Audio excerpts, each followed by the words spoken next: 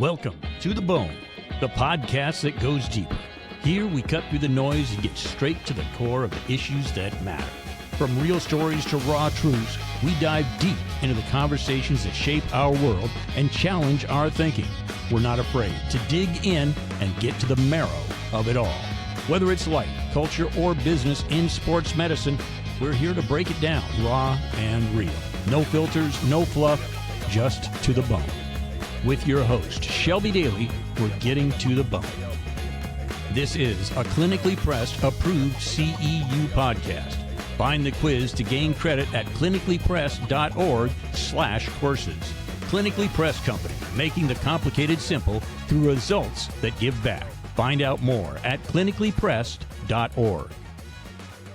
Let's get started.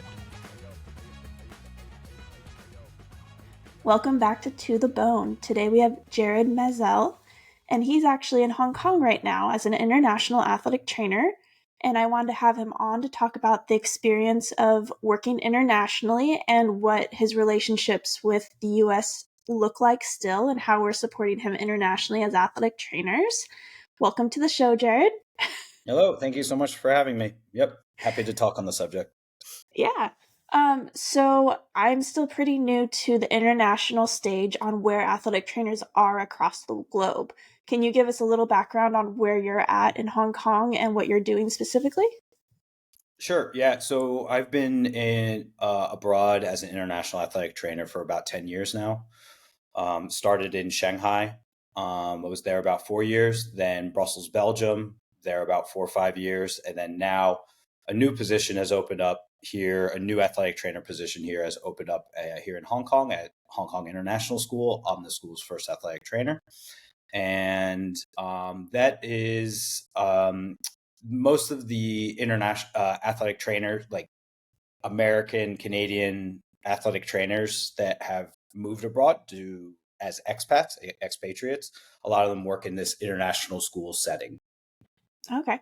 So I've heard that in the U.S., we're pretty unique in that we have athletics incorporated into the secondary school setting and the college university setting. How are you supporting your patient demographic? Are they athletes? Are they just school students? How does that setup look like at your school? So you just imagine, taking like a good U.S. private school that offers, all the co-curricular, extracurricular stuff, and just like drop that sort of system abroad. Okay. All the countries have their own educational system, and the international school system and these international private schools was really geared towards those expats living outside of their native country to get a similar education as back to their home country. So there's American style international schools, British schools, French schools, German schools, Japanese schools, Korean, all of that, all over the world, basically. Around the world, there's about 10,000 international schools, ranging in size and their population. But you can think of it as very similar to a secondary school, high school athletic training role, just transplanted to Hong Kong or Shanghai, wherever that athletic trainer is working in an international school. They're not really interconnected. All international schools operate independently of one another. They're their own business. They're their own organization. Some of them are networked. Some of them are not. But for the most part, it's traditional high school, middle school athletic training, similar to the U.S. Some athletic trainers do have secondary or tertiary roles, as maybe they teach a class of PE, maybe they do strength and conditioning. Previously, I did teach a class in the past, and I was also a wellness coordinator in the past. So it just depends on the needs of the school. Gotcha. So competition-wise, how does that look? Do they compete against other international schools, basically? Yeah, for the most part. Most of it is it's actually, to be honest, I had never worked in a high school before moving abroad, so I'm not super. I only worked college and professional, so I'm not super familiar. I assume most high schools have like a local city league, and then they'll have like a, they'll playoffs, they'll go to like a statewide sort of thing. Yeah. You can pretty much imagine pretty much the same thing. We have a local Hong Kong league. Well, we have our school in particular, we participate in 3 leagues. A Okay. local Hong Kong league, which is playing other local public high schools or clubs in the local Hong Kong league. We have a Hong Kong International School League, where it's similar philosophical international schools, similar programs playing each other in a Hong Kong league. And then we have an international league, and that's called APAC, Asia Pacific Athletic Conference.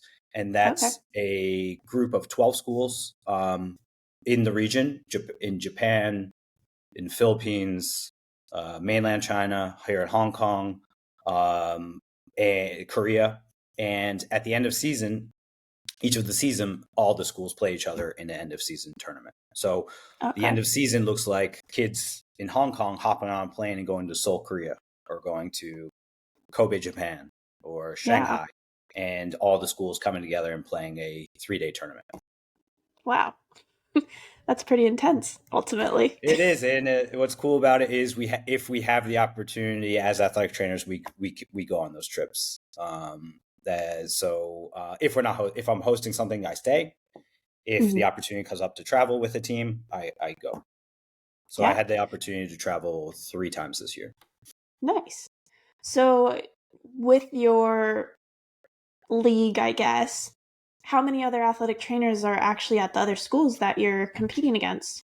Here in Hong Kong, in our international school league, there's 2 other athletic trainers here in Hong Kong. One at the Chinese International School, Hong Kong, another at Harrow International School. My colleagues Nan and Chandler, they've been in Asia for quite some time now. They've been here in Hong Kong for quite some time. In the greater conference, the APAC conference, Asia Pacific Athletic Conference, made up of 12 schools again, about half of those schools have athletic trainers. Actually, I think a little bit more. So 6 or 7 of the 12 have athletic trainers. So there's 3 in Shanghai, 2 in Beijing. Mostly in mainland China. Yeah. Okay. So I don't know if you know the history, but how did athletic trainers come about on these international schools? So it's really got started through an internship program. There's back in about, I'm going to say, about 2010, 2011, somewhere around there. A partnership started with a orthopedic group based in China. So an orthopedic group contracting doctors to come over from elsewhere in the world, come to mainland China, work for a little while, doing these clinical rotations. And so they adopted a similar format of that contract outreach role for athletic trainers. So the partnership between this orthopedic group and University of South Carolina, Dr. Jim Mensch started this program, and some of the first students were mostly South Carolina students that wanted to go abroad.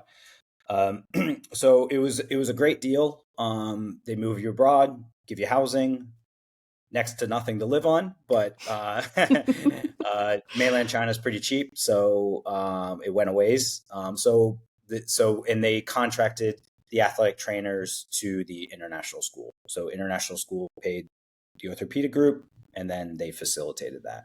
And that went on for quite some time. The first school I worked at, Concordia Shanghai, my predecessor was started through that internship route, and then was hired as a PE teacher primarily, and then did some athletic training on the side. Stephanie Mitchell. And then she left, and then they restarted that contract outreach model. I came in. A 1-year internship turned into a 2nd year, and then after the 2nd year, they hired me full time. Started the full time athletic trainer role, and I ended up being there for 4 years. And it's very similar for most of the mainland colleagues. Most of them got started through this internship route. Once the athletic training role gets their foot in the door, the schools want in, and they eventually will start their own direct full-time employment role that the athletic trainer does their primary duties of AT care, but then will work in other areas of the school as well. Okay. So, I guess since you are so well traveled in multiple countries, how did you find these opportunities and what made you want to go international? Um, like I said, I mainly worked college and professional Hmm. and worked with a lot of international athletes, working sports of ice hockey, tennis, and volleyball. All very international sports. So I was just always curious working with in the college setting, student athletes coming over from France, South Africa, Germany, Spain. I was just curious about what things were like in their home countries, and they had this opportunity to be a student athlete or professional in the U.S. and just what that was like. And then I just got the itch. I was just curious, and one thing led to another, and this internship opportunity in Shanghai opened up through this orthopedic group. And Yeah, after about 4 years of working the college setting, I was starting to get a little burnt. Um, I was working in a university in New York on a very low AT salary, and living in New York is quite expensive. And so, was barely making ends meet, and just wanted to roll the dice and see what else was out there. And I was fortunate enough to get that internship opportunity, and then it turned into more. Nice. So, I was taking a globalization class in my doctorate, and there we were talking about how do we globalize athletic training. But one of the things I kept getting hung up with is how do you guys maintain your certification since I guess you guys are kind of like California where there's no licensure internationally. So, how do you Mhm. guys maintain? Do you guys just do the BOC certification maintenance? Mhm. How are you guys being supported internationally? Do you need liability insurance? Like, how does that kind of look for you guys? So it all depends on the country. Okay. AT only recognized in a handful of countries. Hmm. So most athletic trainers abroad are not licensed. They're not set up on the local system in any Hmm. way. That's the fortunate thing of working in this international school setting, is that the school is taking on this provider of athletic trainer, and through their various insurances. For the most part, as an AT working in international school, we're treated as like the same thing as like a nurse, like a registered nurse that they have, um, um, as an employee. Hmm. But each country is different. To be honest, outside the U.S., a lot of the healthcare systems and things that providers do, it's a lot more lax. We have to I constantly have to take sometimes that US centric part out of my brain, that not every single thing is regulated, or you don't need to be worried about malpractice in every single instance. Yeah. Um, especially out in Asia in general, regulation is a lot less. So you always have to be careful Hmm. on what regulations are. In Belgium was completely different than mainland China, which is completely different to here than Hong Kong. So it really just depends on what the school is looking for, whatever the employer, if you're working in a different setting, what they're looking for, and then just getting as informed as possible. I'm very happy that there's a couple similar AT organizations here in Hong Kong that are very similar professions, and I'm a Hmm. part of one of those. And I have insurance, so that's fantastic. So it's nice to have that again. Um, but my scope in other situations, like back in Brussels, is basically I was treated as a first aider. That was my role. Um, Working with the organization, you set up your role. Like what does the school want me to do about dislocations or something like that? Yeah. And it's funny enough that just a few months on the job here in Hong Kong, brand new job, blank slate, all that sort of stuff. Yeah, shoulder dislocation. So, and I had a conversation with the assistant head of school afterwards to be like, hey, this is just to let you know, it's on my to-do list for us to have a conversation about how you want me to handle these. Yeah, definitely. So it's just working out with your employer, with your school, and understanding the scope of your country. Gotcha. So do you have like an overseen physician that you work with, or how does, because In the No, US, we that's sort need of a written that. scope. Yeah, that sort of model doesn't really exist outside the U.S. when you're talking healthcare providers. Mm, Almost all the time, all healthcare providers just operate autonomously. A yeah, physiotherapist in Europe or a registered nurse here, they don't have that working under the direction type of system. And so yeah, we have to take that US centric part out of our brain that, a lot of healthcare systems are designed to be efficient and to allow that you can go to different providers for different things and they do their treatment without having to, you know, work under the direction of anyone. yeah, that's very interesting. So basically, you kind of have a free range. And I mean, you talked about the two other professions that were close to athletic training. Can you talk about those a little bit? Because I'm assuming those would be your biggest competitors. Yeah, so here here it's here in Hong Kong it's a meld of all the systems kind of because Hmm. it's a part of China, it was former British colony. So there's physiotherapists here, there's sport therapists, and then Mm, athletic trainers as well. okay. Um, and then probably everything in between. Healthcare is not very regulated in Hong Kong. There's a Mm, public system and a private system, and um, and all the other professions they operate autonomously. Um, and so right now, if there's an athletic training organization here in Hong Kong that's starting to get going. The sports therapists have been around for quite some time. So these are all just coming from different global sectors, yeah, essentially. yeah. Um, Well, I mean, I guess since you don't have any licensure or regulations, it's not really seen as competitor, as I had yeah, previously and mentioned. and I don't have my own clinic. I'm not looking for customers or anything. I'm not part of the pu- public system or anything. I just work Yeah. for the school, and the student athletes are who I work with. So there really is no, if anything, it's just trying to extend olive branches to learn as much as I can, partner with good external providers. Right now, as far as clinical practice, I'm not doing a whole heck of a lot because my AT space hasn't come online. We're building a brand new athletic facility Mm, and it should be done sometime early next year. So I'm not really fully operational with treatments, modalities, all that sort of stuff.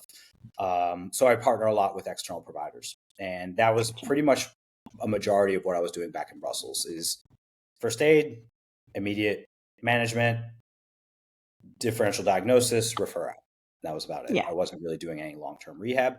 That is a desire here is at HKIS is handle more of that, offer more of those resources and support in house, just not operationally there yet.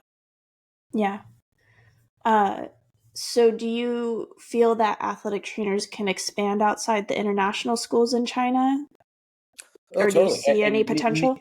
in nearly any country, they can.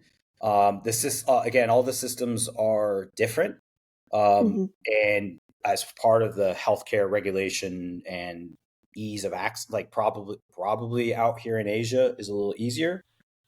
Europe a little bit, maybe a little bit more difficult, and I can't really Hmm. speak to the other continents because I have no experience there.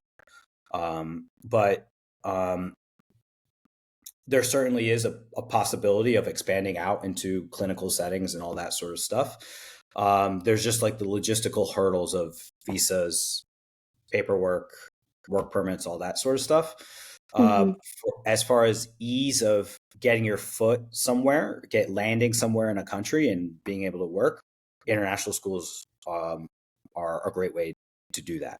Yeah. They There's not a lot of positions. I said there's 10,000 international schools, but there's AT positions. There's probably only about 20 ish, 20 Mm, to 30 globally.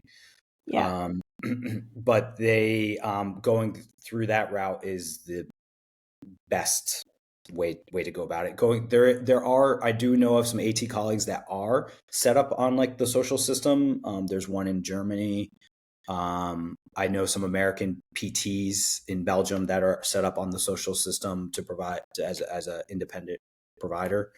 Mm, There is a path to do that. For AT, it's a little bit more difficult because it's only recognized in a handful of countries. So going through some sort of private employer is a better way. gotcha. Well, then I think I was looking at the stats, and I think there's about 1,800 of you international athletic trainers. Well, Do you guys? maybe a little bit misleading. A lot of them, I believe, a lot of them are Japanese members. Oh, okay. They're part of. I believe they're part of JADO and NATA. So I'm not. I haven't dived into that. Well, yeah, I've I just know there's been wondering about that number too. Yeah. a lot of Japanese ATCs. Yeah. Yeah. Since you're all in different countries, all very spread out, do you guys all connect since you are international right now, or do you guys kind of keep to the countries that you're in? Oh no, I'd say regionally, it's if with the people that I'm familiar with, NATA, North American, BOC individuals. I'm like in Europe. There wasn't much. There was only 3 or 4 of us in Europe Hmm. that I connected with, and being in an international school setting, that kind of binds us together a little bit more. Yeah. Here in this region, we do have a professional society, APATS, Asia Pacific Okay. Athletic Trainer Society. Started around 2017-ish. And it welcomes all professionals in the region, not just ATs, any sports therapists, physiotherapists, anyone in the region that is Okay. of similar circumstances. Most of us are working in the international school, but not everyone. And so it's a group of about 20 or 30. And we have an annual conference every year. It's coming up this end of this May in Taipei. Okay. So I would say the ones that are most similar to in the region, we kind of we confide in one another, help each other out, trying to find products, you know, venting about certain situations that that may be unique in our setting. Yeah, but I'm just starting to get to know other providers in the region as well. Actually, I have a meeting this week with Hong Kong AT program that's looking to get started here. Oh, cool. Well, that's what I was just going to ask you was, do you see any country possibly starting their own athletic training program since Japan has quite a high number of athletic trainers from what I've seen, and it seems like they've really latched on to the athletic training idea. Um, so if Hong Kong's starting an athletic training program, are you thinking any other countries are on way to do that? Well, that's the work of WFAT, World Federation of Athletic Training and Therapy. That's what they're trying to do is Mhm. create. And I've collaborated with that. Like so, yeah. Now, a part of a lot of the athletic trainers abroad is a lot of what we're doing and passionate about is promoting AT within our local communities, within the region, whatever. But that really falls onto a lot of the work that WFAT is doing, Mhm. and a lot of us international athletic trainers, exchange communications and work with WFAT.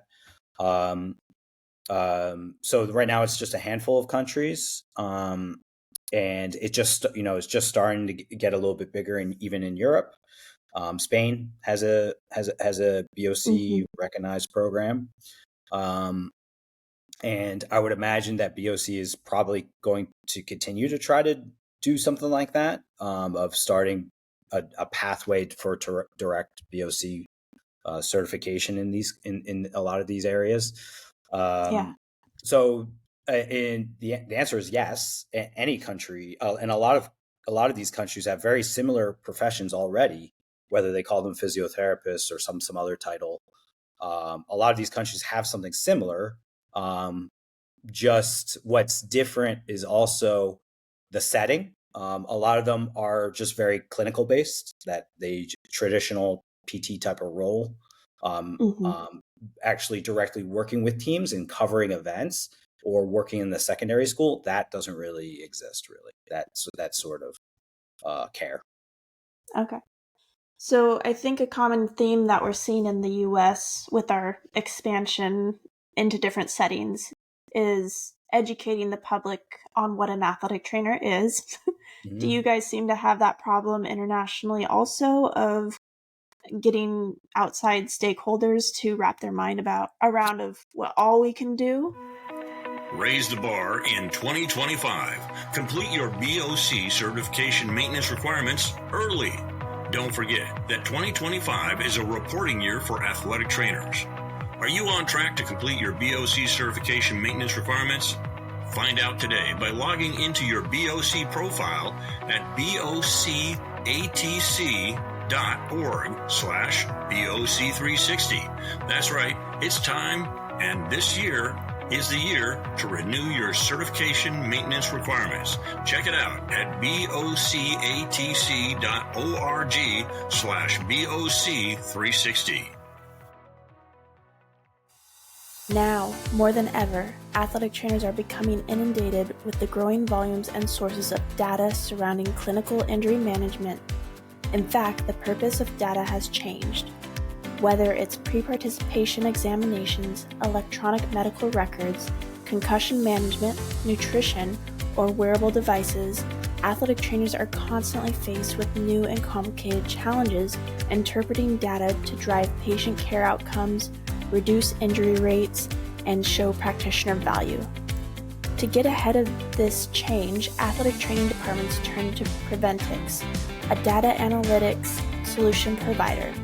With over 25 years of athletic training and clinical data experience, Preventix empowers athletic training and sports medicine organizations with tools necessary to quantify the impact of care interventions on patient success and outcomes.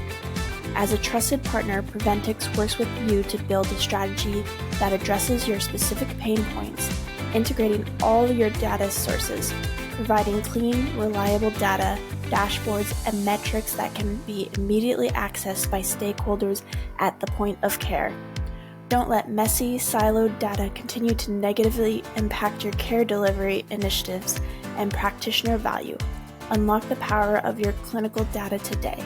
Visit Preventix.com for more information. Preventix.com. In the US, that education process has been ongoing for 50 years, and we've only been in this region for, a handful of years. So it's that the similar problems encountered or similar theme, but times 10 or 100, whatever. Definitely. In our international schools, it's people from all over the world, Korea, Japan, Europe, Spain. And again, unless they're a family or a student or a parent that has been in a US or Canadian based high school, middle school setting where they had an athletic trainer and they were even used those services, they wouldn't really know. So for it's constant education. It took me about 3 years in Shanghai to really get some good education going and starting to starting to earn that trust and them understanding what I do or don't do. In Brussels, it was a challenge because I was just always referred to as a physio. And I just constantly, and that's just what they're used to. It's mostly Europeans.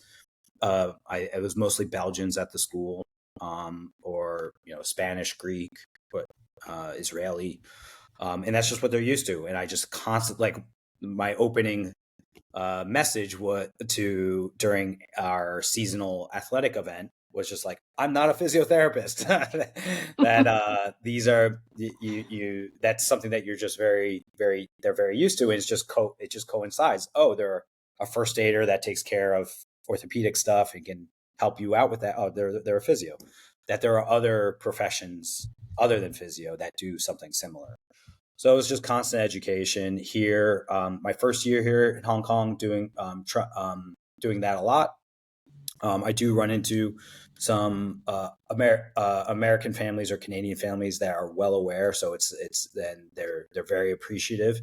And then once I educate and work with a family and just like really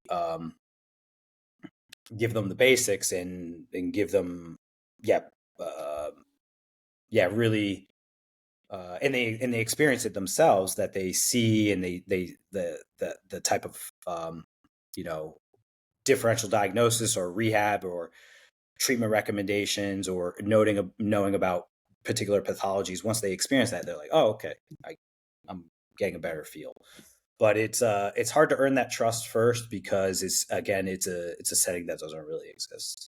They're not used to having someone covering a soccer thing and then being right there to help them out. It's like it's awkward sometimes. Yeah. Well, you had talked about some of the unique challenges internationally. Can you give any light on some of the unique challenges you've encountered? um, yeah.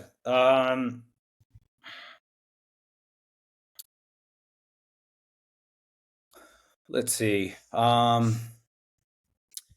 it's in every area of practice, there's some sort of unique circumstance, getting supplies. Here in Hong Kong, it's actually not that bad. But mainland China has a lot of problems sometimes with Mm. accessing all the products that we're used to. And the education side of like conditions or something that they don't even know about. Like, so for example, Hong Kong in the summertime, between May and October, it's super hot and humid, and they're not really aware of exertional heat illnesses and what preventative measures should be done, Mm-hmm. and it's kind of taken for granted, or is taken very lightly. Yeah. So just try to get people to understand the risks and to understand some dangers and just take reasonable steps. That alone is a challenge. Yeah. And yeah. So would you say that's, I guess, those environmental factors are obviously still something that we have to combat in the US too? Of, people not understanding, oh, there's lightning, we can keep playing. No, like we're surrounded by a metal Yeah, cage. That yeah, might be a good idea.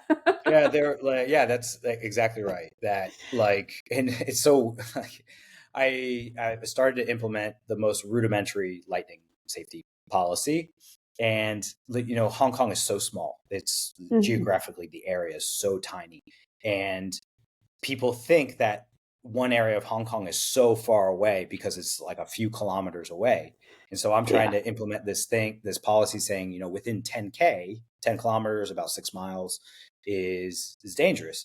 And, coaches just questioning, just being like, yeah, but that's like all the way out in Kowloon down, like, I'm That's a like, it's different still within city. 6 miles. It doesn't, it's just we're in, you kind of fall asleep in your own little geographical world. But Yeah. there's still danger. Yeah. Well, I think you get so caught up in the world that you're working in, like you said, the heat illness stuff. I mean, it's still kind of a new concept to an extent. I feel like the last 10 or so years, we've been much more serious about being aware of it, being able to treat it, and all that. So, obviously, going somewhere else where, yeah, they probably don't even think about it. It is Yeah. interesting to think, like, yeah, Yeah. we don't know how I'm to treat it. We don't know how to look for it. So far so good on at least on the concussion side here. If you're not aware, rugby is if the listeners aren't aware, rugby is huge in this Mm. area in this region. Um, Singapore, Thailand, here in Hong Kong, huge. And the practice of concussion management is to be worked on, obviously. Hmm. But the at least the awareness is there. Like a lot of parents know that there's harms, they just don't know the details on what to do, or what, yeah, the even signs and symptoms, things to work out. They just know head contacts are a big deal and you need to do something about it, but they don't really know what. Yeah. Well, I think we've seen that on the international stage of like FIFA. I mean, I think U.S. soccer has done a great job of capturing it, but then it's going to the other teams in the FIFA or, the World Cup. We've seen multiple incidences where it wasn't necessarily done correctly. So, I mean, I think it's going to take time, which sucks, but it really unless stinks somebody that at FIFA really knows how to educate everyone on it. And I try to go back to the guidelines, the recommendations, like, yeah, you see FIFA or Hong Kong Sevens. Hong Kong Sevens is a big rugby tournament here. Mm-hmm. You may see them manage it that way, but here's this clinical research paper. This is how you should manage it. And I'm like, and I just go back to, this is common, typical sports medicine practice, the things that I'm saying. You may see that done, and it seems absurd that things handled at that level are not necessarily the best. Yeah. So with your referral pathways, since we're kind of talking concussion, how does that work for you without an overseeing doctor? Do you have an orthopedic that you are friends with, you partnered with, or is it usually go through the general medical system like Gen Med for your injuries and referrals? Yeah, I'm still getting the lay of the land on doctors. I would love to directly work with, high quality knee, shoulder, sports medicine, concussion specialists. I'm still getting a lay of the land. I'm still trying to extend those olive branches out. So to be determined there. Actually, I'll go back to your challenges question. This is the biggest challenge this year, was getting concussion management software. There is, the industry standard, the top two that everyone's probably familiar with. It's challenging due to regulatory reasons and logistical reasons to get some of those products. So I've been exploring. I thought it was going to be so easy, and it took the whole year to figure out a potential provider for the next school year. So hopefully get that going. And but otherwise, our internal policy right now is that it's left up to the families if they would like to take their kid to the doctor for head injuries and concussions. We are going to provide concussion management care regardless, whether we are going to go through our processes, the nurses and myself, in managing that. And we're going to put, if we suspect concussion, we're going to manage it as such, whether it be time away from school, return to learn process, return to play process. And if instances come up, if special circumstances come up, we will mandate saying you need to go to the doctor for this particular case. But a lot of referral out is left up to the families. That's not just concussions. That's a lot of different general medical conditions. We recommend it. And then unless it's something we need to really put our foot down, we will. But it's that's left to the families, because a lot of times their default is going to their general practitioners, and or just going to the ER. A lot that's very common here is I need an appointment. I need it right now. I'm going to go to the ER. And a lot of times, we may think that, we need them to go to the doctor to get good evaluation, all that. And sometimes that's not the case. They don't really get good information. This is a previous circumstance in Brussels, Belgium. A concussion, went to their doctor and said, oh, if you didn't lose consciousness, you don't have a concussion. So we want to avoid things like that and just educate, inform on modern sports medicine practice and concussion management practice, and us provide guidance and leave some of that to the families to decide. Yeah. So for referrals, different countries have different healthcare systems. Do you guys have medical insurance, or is it out of pocket, or how does it work for you guys? If you need to refer someone here is, it's for the most part, it's similar to the U.S. system. That private-based healthcare. To attend the school, you have to have insurance.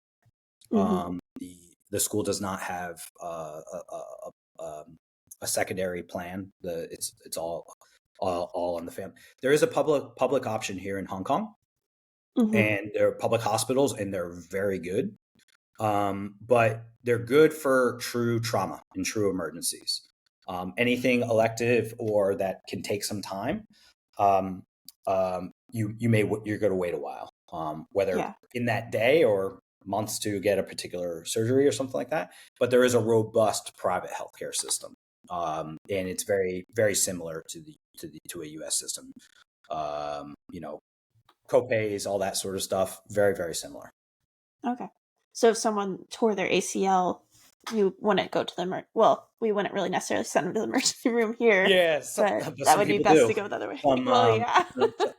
And I try to educate them on the front end, and I'm like, because maybe it blows up, it gets really swollen, and they get scared, and I'm just like, you really don't need to. You can if you want, but I'm going to tell you this is what they're going to do. Yeah. And but the what's good here is that there's just lots of options. In Hong Kong, there's just lots of choice. You can go to crazy expensive stuff, or you can go to moderate level, whatever. And there's quite a good amount of quality providers here. I'm not familiar with all of them yet. But so far, so good. I had 2 ACLs this year, and they were seen by the doctor within a few days, MRI a couple days later, surgery 2-3 weeks later, and so far they're looking great. Good. So one of them even doing a double bundle. I was pretty impressed with that. So those 2 instances, I'm very pleased about how they're going. But then sometimes you get doctor's notes for the most. Something really minor, and they're just saying no PE for 8 weeks or something like that, or a spondy, a lumbar stress fracture, and they're saying do nothing for 4 months. So very conservative. So back to your challenges question. So sometimes dealing with some providers or resources or people that are maybe old school, or they're handling cases that are not within their scope. So, modern sports medicine stuff, and having a real old school mentality. And I do the best I can to educate. I give my recommendations. If this is what I'm trained to do, in my experience working with spondies, this is what I would recommend going about getting them set up on a program, and then leaving it to them to make the choice on going with what their doctor wishes they do, or what I advise they should be doing. Comfortable, low profile, flexible, and easy to put on, the Vero ankle brace is simply the best ankle brace for those who move. And that's just about everybody. This brace is adaptable for any phase of injury recovery, whether you're recovering from an ankle sprain, require extra support for your day-to-day, or want to boost your performance. The Vero ankle brace delivers. The Vero ankle brace uses every movement and every step to give you extra boost. The 3-in-1 brace can be worn on either foot, making it the most optimal ankle brace for injury recovery and prevention. The removable stirrups, easy adjust Velcro, and breathable design adapt to your ankle as your strength returns, helping to protect you from re-injury. A dynamic support brace designed by leading orthopedic foot and ankle surgeons. The Vero ankle brace effortlessly adapt to your movements, offering dynamic energy return and support with each step. VeroAnkle.com. Check it out for yourself. VeroAnkle.com. That's VeroAnkle.com. Yeah. So you don't necessarily have your medical support team set up just yet, but do you have like a strength and conditioning coach? Do you have any other supportive care? How does that look for you? Yeah, it's good. We're on our HKS. We're on a really good path to providing really good sports program for a comprehensive sports program for the kids. There is a strength and conditioning coach that has been here for quite some time. He's a great resource for the kids. He's a sports coach. He's in the PE in the classroom. So that resource has existed for quite some time. Within our community, we have former athletes. We have people some pretty high level nutrition and health people as well. Now just us getting a little bit more aligned together, and they're operating siloed. There's nothing really coordinating or making sure that certain kids have certain conversations with certain folks. That sort of path hasn't existed yet, but I'm very hopeful that we can get a really good program going in the next few years. Back in Shanghai, we ultimately did have a team doctor, a really good orthopedic doctor that I was very pleased about. We developed a formal partnership. Back in Brussels, we didn't have a formal partnership, but I did have a good collaborative relationship with a doctor or two that we just exchanged patients and information, but nothing formally set up. There's pros and cons to doing it formally or informally or not at all. There's pros and cons depending on your community and what your duties are. I would be open to that in the future, but I just need to get more of a lay of the land. As we were, for lack of a better term, when we're younger, we just want to move fast and break things and just do everything now. Now, 10 years later, for me personally, being abroad, I think of things in 5-year increments now. So I'm taking my time. Yeah. Playing chess instead of checkers. Hopefully. So you obviously had some U.S. experience and now your international experience. How did this experience change you professionally or personally? Oh, it's completely life-changing. I didn't mention that at my first job in Shanghai, I met my future wife there. My wife's Joanie, Canadian, and we got married in Brussels, Belgium. Had a kid. Now then moved here to Hong Kong with a 2-year-old. Got a 2-year-old here. He's bilingual. He speaks French and English. My wife's a French teacher, and he'll be picking up his third language, Cantonese, next school year, and then he'll pick up a fourth language, Mandarin, the year after. So to say it's life changing is, I guess, an understatement.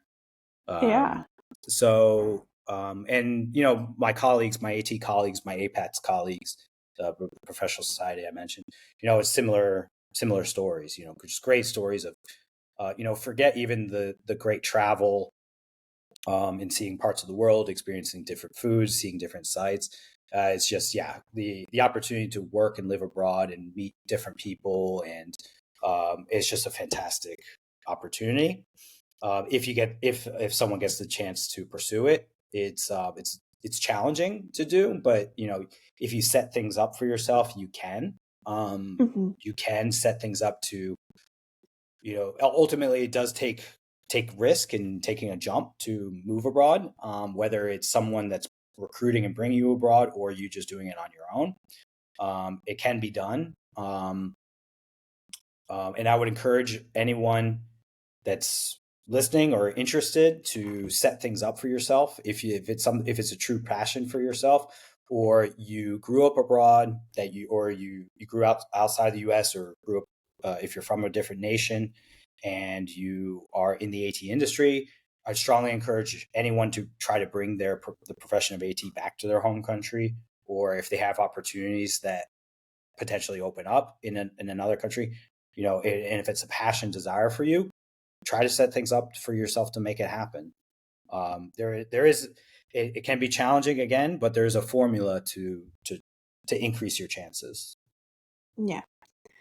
So with the APAC, Asian Pacific Association, is that what it was? Yeah, APATS. Or the athletic conference society. is APAC. The AT Association is APATS. Yeah. Okay. Very similar. So how does NATA support APATS? Directly, we're involved in certain conversations. A lot of APATS members are sitting on the international committee. Okay. I'm not sure the percentage of APATS that are also NATA members. I'm not sure the percentage there. Personally, I've always been an NATA member, and I continue to be. Mm-hmm. So I think right now NATA kind of serves as basically a liaison, like on certain issues, certain APATS members may be brought into the picture. I served on a subcommittee for IC, NATA IC.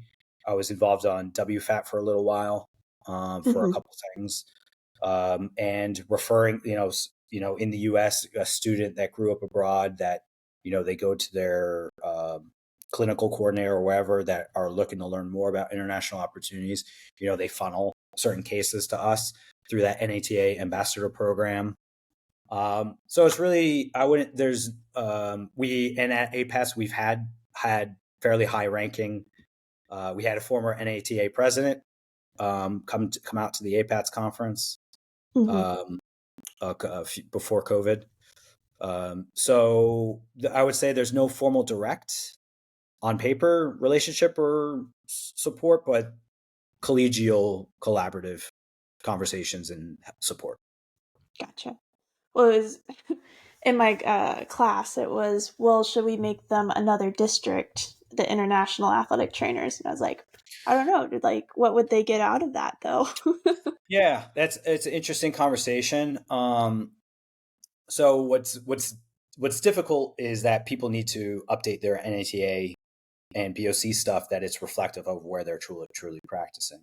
Mm-hmm. Some people haven't updated that, and so that's one, making sure that the data is documented, who is where. That's but what could be really helpful on NATA's part is making sure that all of the NATA programming is accommodative or includes the international athletic trainer. Mm-hmm. A lot of it is U.S. centric. It's just it only thinks of little things that even as surveys don't include non-U.S. states or districts. Yeah. So and the international AT is not able to really provide input on certain surveys or data or whatever. The big AT tracking program. I forget Atlas.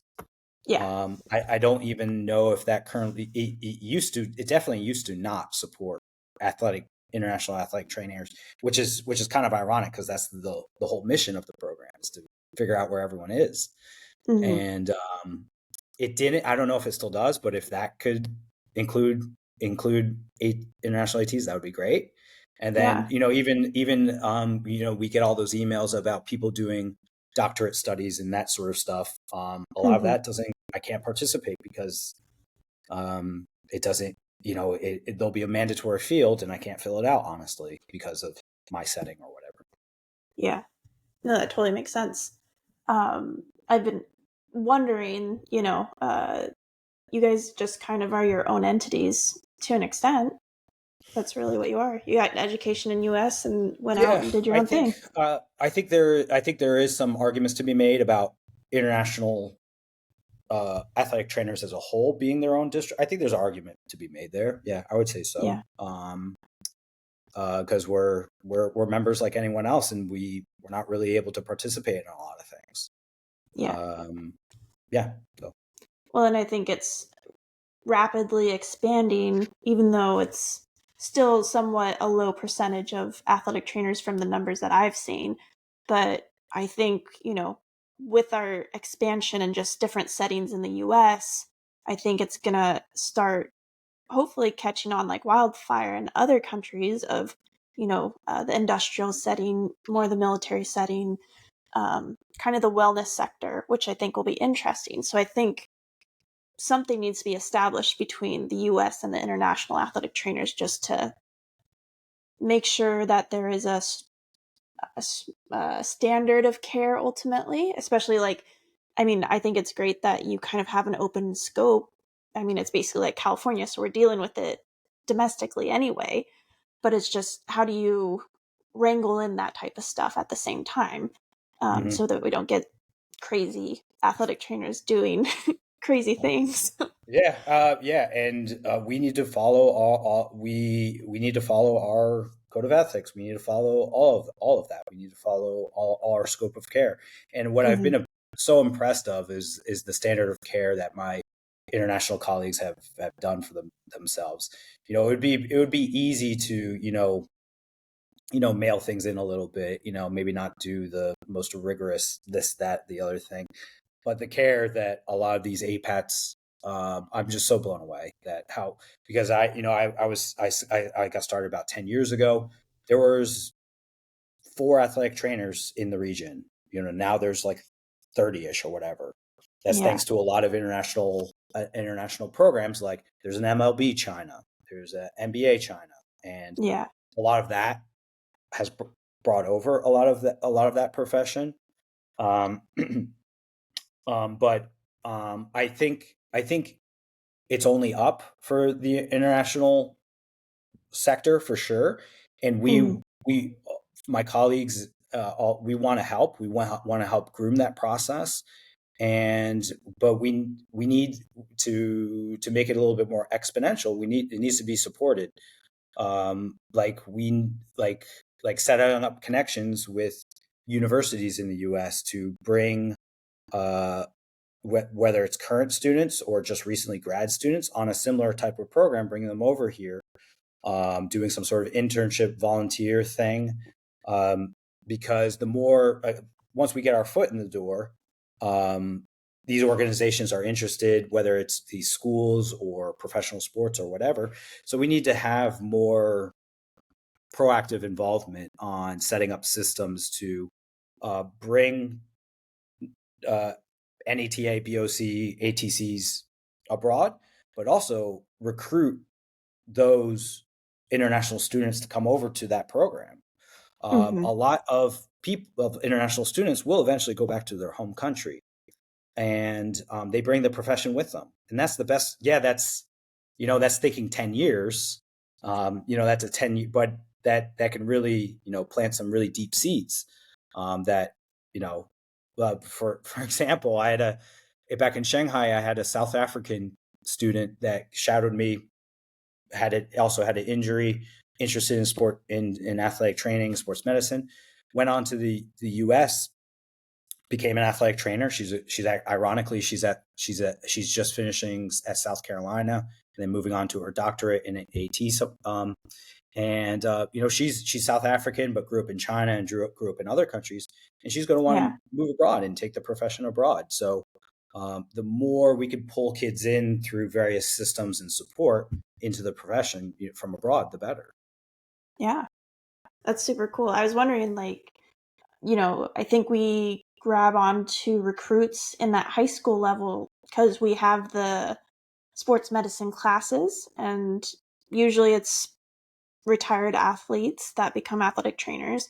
But I do think it's one of those things of how do we market better in those those areas, and then how do we need to make it almost a pre-med route with the athletic training focus? I think we need to just figure out how to start recruiting earlier in somebody's educational career. I do think that we're not going to run out of athletic trainers, but with the rapid expansion that we're experiencing, and then if we go international, I don't think we're going to be able to fill all those positions, and I think we're going to get possibly taken over by some of these other, physical therapists are already kind of trying to do event coverage and stuff, and then, EMTs, those are usually what they plug into the events that don't have athletic training coverage. So I think we need to start looking at pumping up our numbers a little bit more.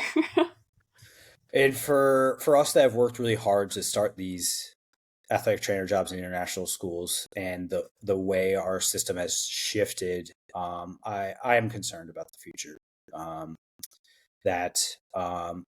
You look at our closest competing profession.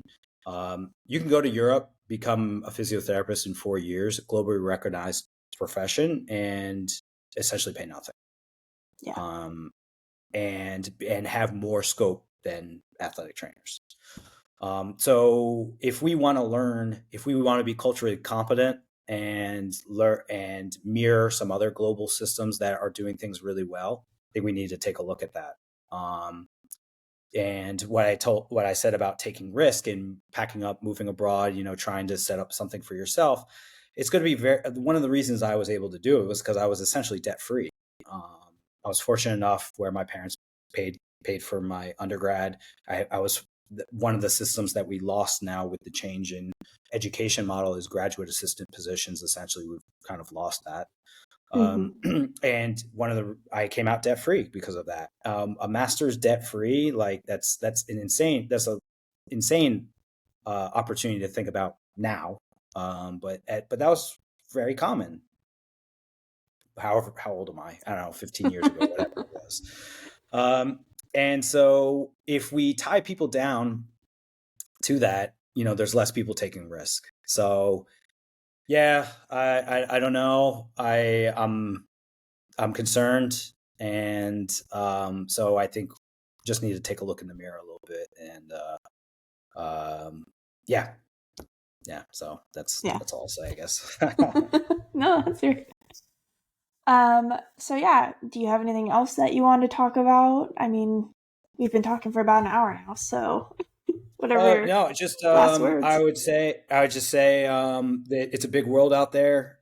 There are, like I said, there is a formula for you. You probably have some people that are interested in that.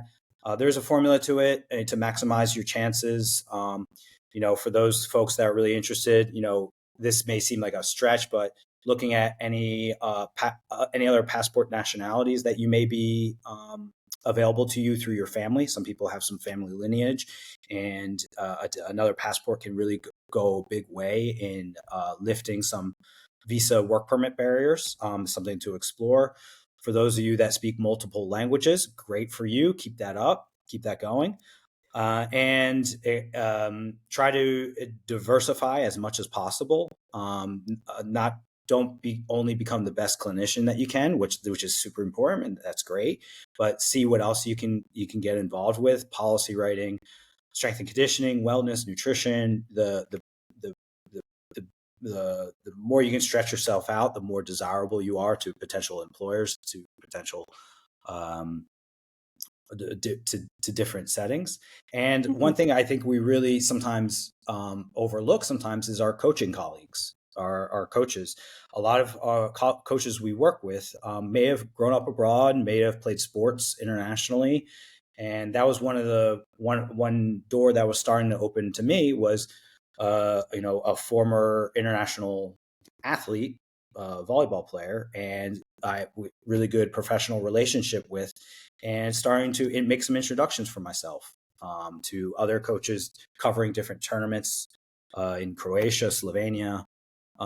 So tapping into treat everyone like you meet, like as if they're a royalty, and have really good professional relationships. I think it's something in our coaches and athletic administrators, I think that sometimes maybe get a little overlooked as potential resources. Yeah, definitely. Keeping up your network is always probably the most important thing as an athletic trainer. Well, if anybody wanted to get in contact with you, if they had any questions, what's the best way to do that? Just email. You can get in touch with our APATS organization, apats.org. We got a website, okay. Nice and official. And happy to have my email as a resource as well. Perfect. Well, thank you so much for coming on. Good morning to you as I'm going to bed. Thank you. Thank you for making time. Yep, I'm about to go to work. Yeah, perfect. Well, thank you so much. All right, thank you. Thanks for having me.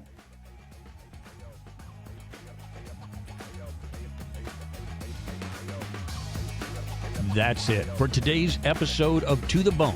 I hope we've sparked some new thoughts, challenged your perspectives, or simply reminded you to dig a little deeper. Remember, life isn't just about what's on the surface. Sometimes you've got to cut deeper and get to the bone of what really matters. To The Bone podcast is a product of Daily LLC. It is hosted and produced by Shelby Daly, ATC, and Randy Daly. No clinical decision making should be based solely on one source. While care is taken to ensure accuracy, factual errors can be present. For more on the show, visit www.tothebonepodcast.com. If you enjoyed this episode, be sure to subscribe, rate, and leave a review. Get involved in the conversation. You can find us at www.tothebonepodcast.com. Drop us topic suggestions or be a potential guest. We're all about connecting with you, our listeners. Until next time, stay curious, stay grounded, and keep cutting deep.